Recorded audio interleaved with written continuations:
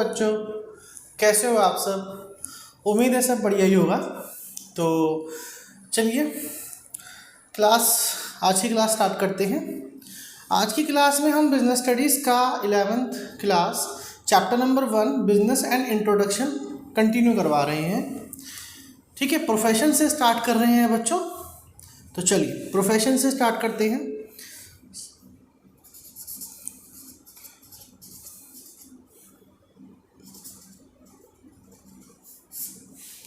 Profession सबसे पहले इसी में हम देख रहे हैं, हमारा टॉपिक नंबर 1 है ये हमारा मीनिंग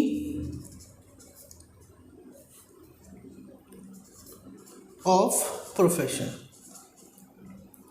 चलिए देखते हैं। चलिए meaning and definition of profession. To understand the meaning of profession, study of the following definition will be helpful। पहले मीनिंग समझने के लिए यहाँ पर बोला गया है कि आपको डेफिनेशंस पर फोकस करना पड़ेगा। डेफिनेशंस देखते हैं बच्चों। अकॉर्डिंग टू वेबस्टर डिक्शनरी, कौन कहते हैं? वेबस्टर डिक्शनरी कहती है profession is that occupation. Profession क्या है बच्चों? एक ऐसा ऑक्यूपेशन है जिसमें in which one professes to have acquired specialized knowledge। इस बात को ध्यान रखेंगे किसको? specialized knowledge which use either in instructing, guiding or advising the other। okay, so that is the definition of profession। क्या बोला गया यहाँ पर कि जो प्रोफेशन है उसमें हमें जो प्रोफेसेस होता है, हमें जो नॉलेज मिल रही है वो कैसे मिलते थे?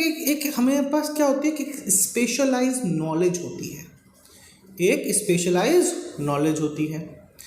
ठीक है, तभी वो क्या कहलाता है? एक प्रोफेशन कहलाता है। कोई भी काम क्या कहलाता है? प्रोफेशन कहलाता है। जैसे कि एग्जाम्पल में यहाँ पर हम जैसे कि डॉक्टर, ठीक है, अब डॉक्टर जो होते हैं वो भी क्या है, उनको जो डॉक्टर होते हैं उनके पास क्या होती है? एक स्पेशलाइज्ड नॉलेज होती है उस प्रोफेशन की। तो डॉक्टर क्या है? एक डॉक्टर जो है प्रोफेशन है। ओके, चलिए यहाँ पर एक टूल किट में एक मीनिंग दे रखा है, इसको समझते हैं। It refers to that economic activity which is conducted. देखो यहाँ पर भी क्या आया बच्चों? यहाँ पर भी देखो सबसे पहले लिखा हुआ है कि ये भी कैसी होती है बच्चों? इकोनॉमिक एक्टिविटी ही होती है। ये भी क्या होती है? इकोनॉमिक एक्टिविटी होती है। और इकोनॉमिक एक्टिविटी कौन सी होती है? मनी, जिसके अंदर हम मनी को क्या करते हैं? अर्न करते हैं, वो सब हमारी इकोनॉमिक एक्टिविटी होती है। ठीक है, which is conducted by a person having some specialised knowledge, जो कि किसके द्वारा? किसी पर्सन के द्वारा की जाती है जिसके पास क्या हो बच्चों? स्पेशलाइज्ड नॉलेज हो। ओके, और उसके पास क्या हो? स्पेशलाइज्ड नॉलेज भी हो और उसके पास क्या हो? स्किल्स भी हो। ठीक है, विच इज यूज इम्पार्शली। किस तरीके से यूज़ किए जाएंगे? इम्पार्शली तरीके से यूज़ किए जाएंगे। मतलब आप यहाँ पर पक्षपाती नहीं हो सकते। एग्जाम्पल, डॉक्टर जो है उसके पास एक स्पेशलाइज्ड नॉलेज है, उसके पास एक स्किल है इलाज करने का। ठीक है, तो उसका मतलब ये नहीं कि वो सिर्फ और सिर्फ कुछ ही सोसाइटी के सेक्टर्स होते हैं उन्हीं को ही अपनी सर्विसेज देंगे। जैसे मान लीजिए कि सिर्फ और सिर्फ रिच पीपल को ही ये अपनी सर्विसेज दे रहे हैं, ऐसे नहीं हो सकता।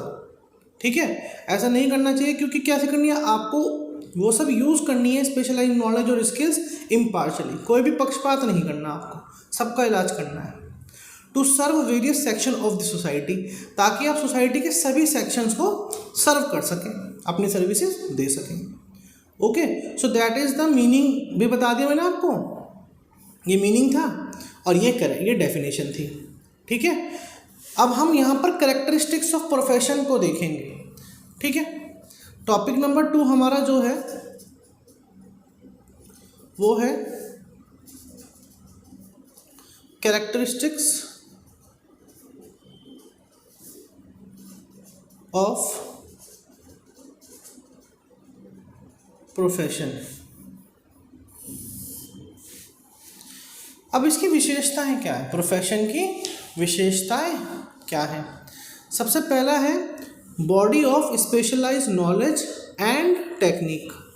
सबसे पहला पॉइंट है body of specialised knowledge and technique.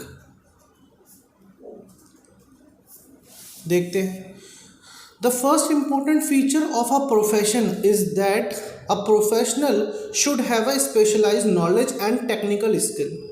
एक प्रोफेशनल जो भी होगा, जैसे जिसके पास जो प्रोफेशन होता है, जैसे प्रोफेशनल है, जैसे डॉक्टर है, ठीक है, उसके पास क्या होना चाहिए, कोई स्पेशलाइज्ड नॉलेज होनी चाहिए और कोई टेक्निकल स्किल्स होने चाहिए। ठीक है। अब देखो भाई, बार बार ऐसा क्यों बोलता है ये कि specialised knowledge and technical skills, दोनों क्यों? देखो, अब जैसे कि मान लेते हैं डॉक्टर, एक पर्सन है जैसे डॉक्टर है, उसके पास सिर्फ और सिर्फ स्पेशलाइज्ड नॉलेज है, लेकिन उसे कभी भी ऑपरेशन थिएटर का कोई भी एक्सपीरियंस नहीं है, उसने कभी भी किसी को ऑपरेशन नहीं किया, तो उसके पास तो स्किल्स है ही नहीं। तो जब उस डॉक्टर के पास स्किल नहीं है तो वो पेशेंट्स को कैसे उनका ऑपरेशन करेगा? नहीं हो पाएगा ना ऐसे तो फिर डॉक्टर से। तो नॉलेज ही, सिर्फ नॉलेज ही नहीं चाहिए प्रोफेशन के लिए। प्रोफेशन के लिए आपको स्पेशल नॉलेज भी होनी चाहिए और स्किल्स भी होने चाहिए। Okay. And ordinary man can not run a profession. कोई एक साधारण व्यक्ति जो है ना, वो प्रोफेशन नहीं हो सकता। ठीक है। जैसे कि होते नहीं, जैसे कि अब आजकल तो क्या होता है कि कुछ लोग जैसे कि यूट्यूब पे वीडियो दिखाते हैं कि ऐसे भी ऑपरेशन हो सकता है, ऐसे होता है ऑपरेशन। ठीक है। तो ये थोड़ी ना कि कोई भी नॉर्मल पर्सन उन सबको देख करके सीख जाएगा कि वो भी क्या कर देगा, मतलब पेशेंट का इलाज कर देगा। ऐसा तो नहीं हो सकता ना, क्योंकि उसके पास स्किल्स नहीं है। नॉलेज तो भले ही वो ले ले कहीं से भी, लेकिन उसके पास क्या नहीं है, स्किल्स नहीं है। चलिए सेकंड पॉइंट पे ध्यान देते हैं बच्चों। सेकंड पॉइंट कहता है formalised methods of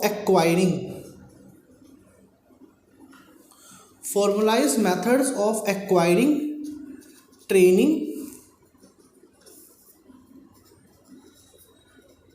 and experience.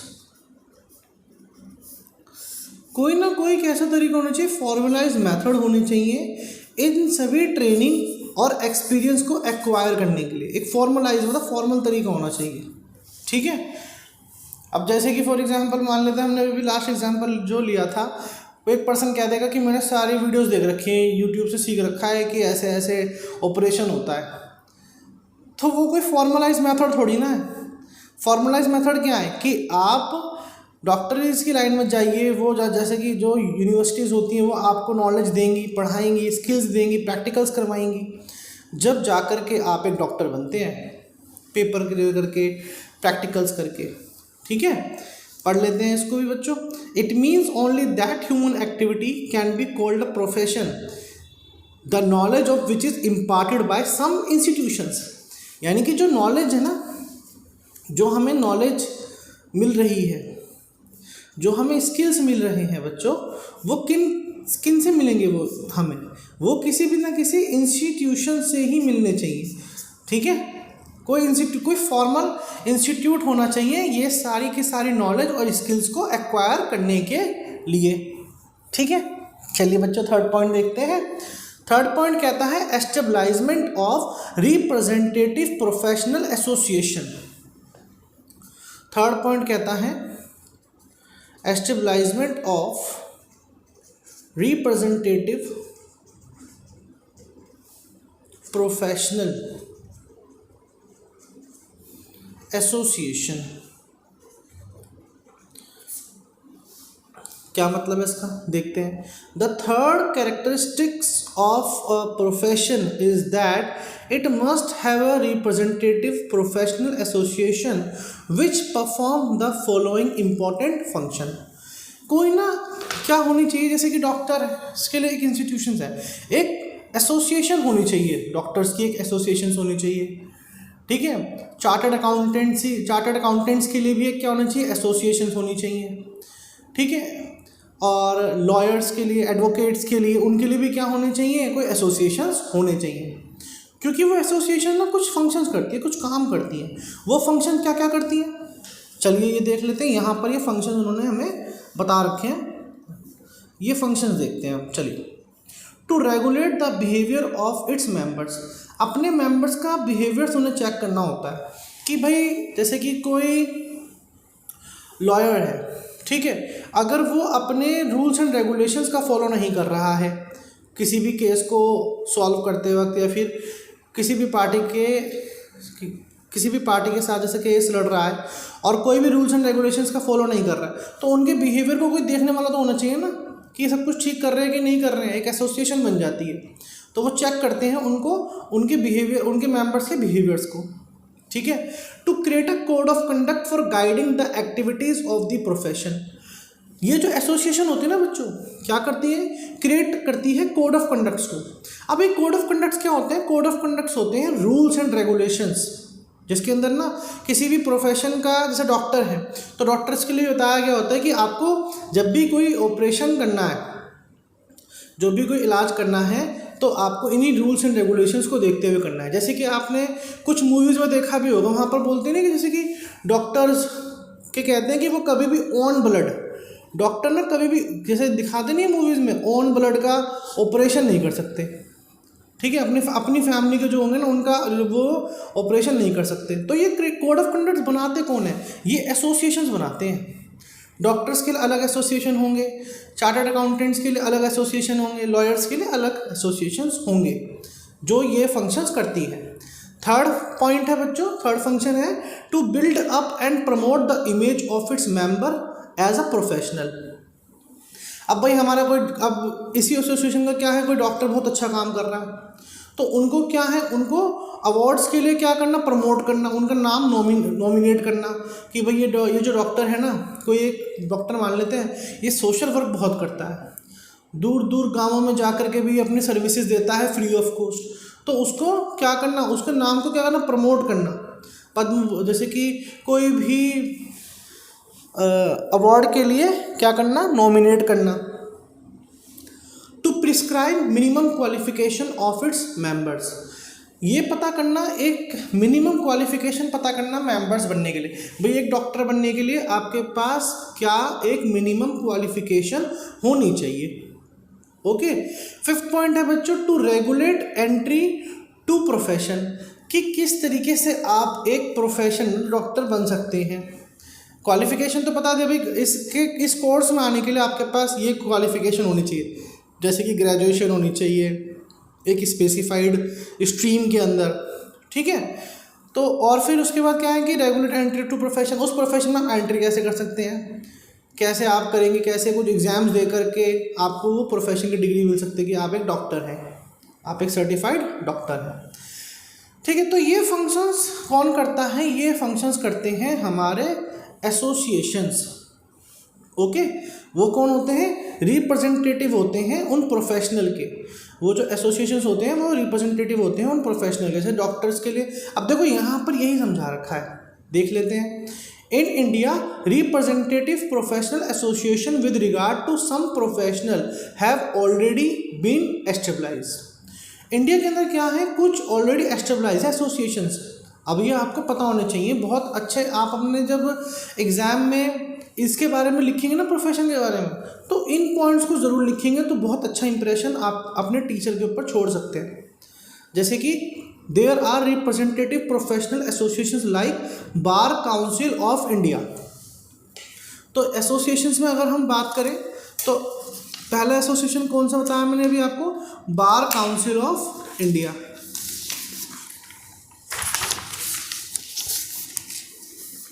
देखो एसोसिएशन में कौन सा पढ़ रहे हैं हम बच्चों, पहला बार काउंसिल कौन सा बताया, यहाँ पर बताया बार काउंसिल ऑफ इंडिया। ये किन के लिए होती है, ये लॉयर्स के लिए होती है, ठीक है, ये लॉयर्स के लिए होती है बार काउंसिल ऑफ इंडिया।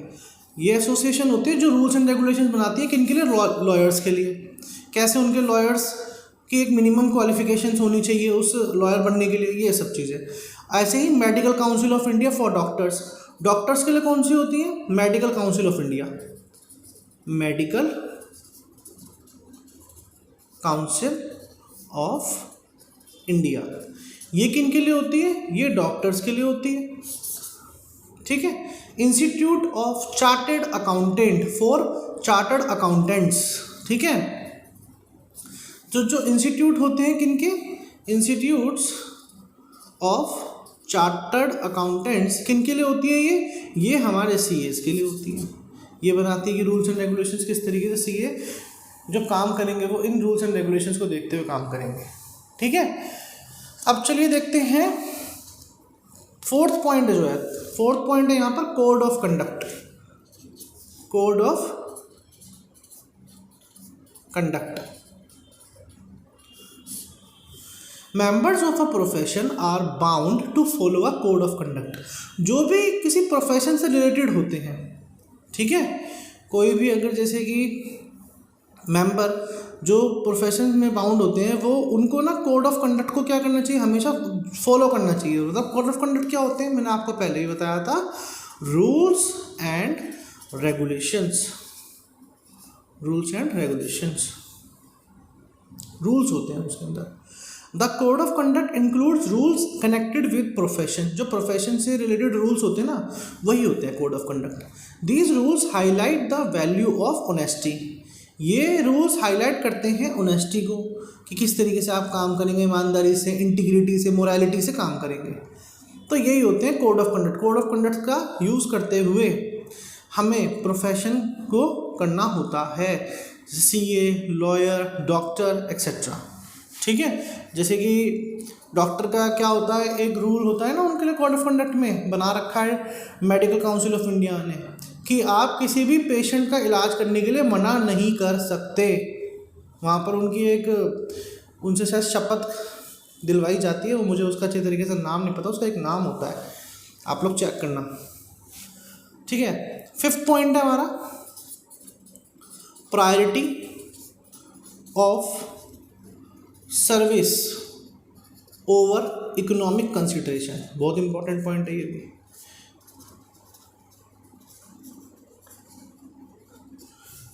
कि एक प्रायोरिटी आपको किसको देनी है? प्रायोरिटी देनी है सर्विस की।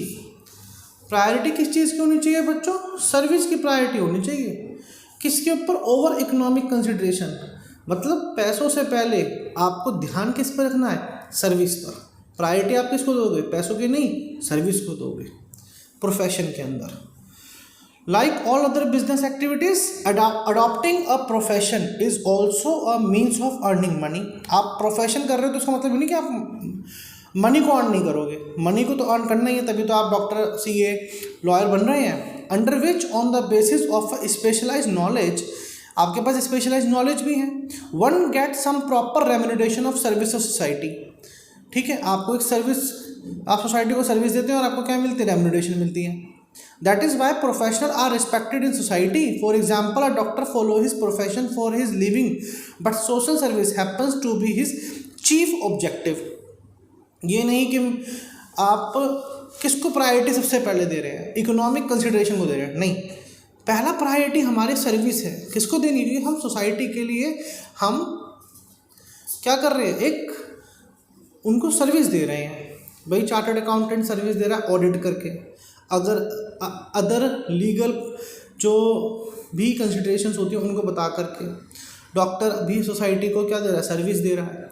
तभी तो आप देख रहे हैं इनको एक अलग कैटेगरी में रखा गया है। किसमें? प्रोफेशन में। क्योंकि देखो अर्न तो करते हैं, लेकिन ये क्या कर रहे हैं? सोसाइटी को सर्विस भी दे रहे हैं, इसलिए इनको प्रोफेशन में डालते हैं, ठीक है। अच्छा, ये एग्जाम्पल इसमें और भी आ सकता है कि प्रोफेशन के अंदर क्या टीचर आ सकता है। अब जो टीचर है ना, टीचर एक प्रोफेशन, टीचिंग जो है ना, टीचिंग एक क्या है? प्रोफेशन। लेकिन ये एक सर्विस है, प्रोफेशन भी है और एक सर्विस भी है। तो टीचिंग क्या है? एक प्रोफेशन है। क्योंकि इसके लिए भी क्या होनी चाहिए? कि स्पेशलाइज नॉलेज होनी चाहिए, ठीक है। चलिए, यहाँ आज की क्लास में हमने प्रोफेशन के बारे में पूरी तरीके से देख लिया, ठीक है। अब प्रोफेशन के कैरेक्टरिस्टिक्स कंप्लीट हो गए हमारे। अब आज की क्लास में हम इतना ही पढ़ेंगे। नेक्स्ट क्लास में हम एम्प्लॉयमेंट से कंटिन्यू करेंगे। तो आज की क्लास में बस इतना ही, मिलते हैं नेक्स्ट क्लास में।